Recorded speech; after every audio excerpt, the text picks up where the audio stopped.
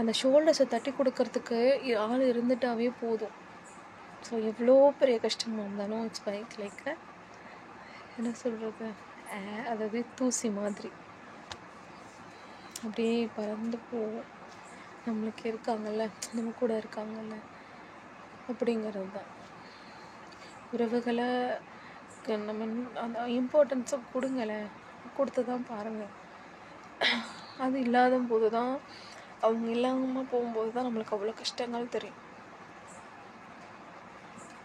ஓகேங்களா? Sorry. So இருக்கும்போதே உறவுகளை மதிக்குங்க, புரிஞ்சுக்கோங்க. அவங்களுக்கு நிறைய வாங்கலாம் கொடுக்க வேண்டாம். அவங்களோட அவங்க கூட ஒரு மெமரிஸை க்ரியேட் பண்ணுங்கள். நீங்கள் இல்லை, நான் இல்லைனா, நீங்கள் இல்லைனாலும், அவங்க இல்லைனாலும், இல்லை நானே இல்லைனாலும் கூட இந்த ஸ்வீட் மெமரிஸ் அவங்க இல்லாத போது அவங்கள நினச்சி ஒரு சொட்டு கண்ணீர் வருது இல்லையா, அந்த கண்ணீரே அவங்களோட ப்ரெசண்ட்டை நம்ம கூட வச்சுக்கோம். அதுதான் உண்மை, தரிசனமான உண்மை. அதுதான்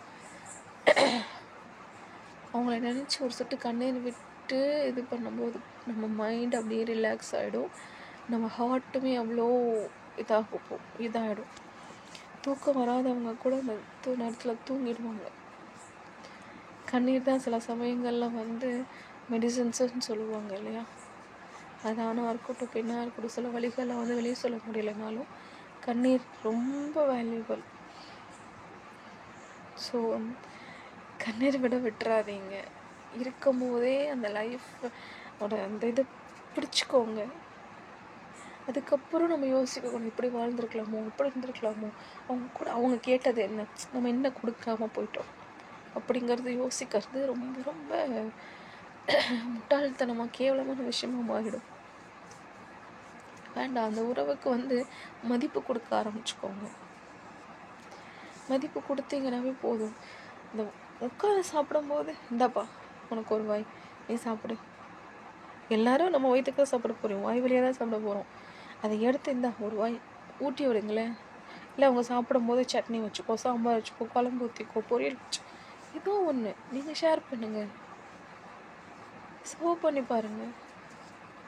இல்லைப்பா எனக்கு இந்த ட்ரெஸ் நீ போடுறியா, நீ இந்த ஷர்ட் நீங்கள் போடுறீங்களா, இந்த கலர் போடுங்க, அந்த கலர் போடுங்க, ஏதோ ஒன்று போடுங்க, சொல்லுங்கள்.